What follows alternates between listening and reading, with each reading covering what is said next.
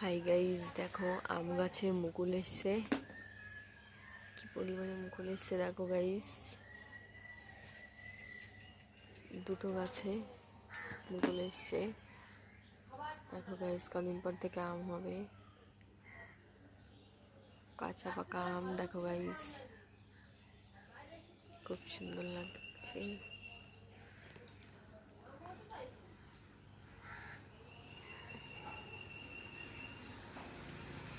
কে কে আম খেতে ভালোবাসে guys, comment করে জানিও। কাদের কাদের বাড়িতে আম গাছ আছে আর মুকুল এসছে, কাদের কাদের বাড়িতে কমেন্ট করে জানিও গাইজ। দেখো গাইজ,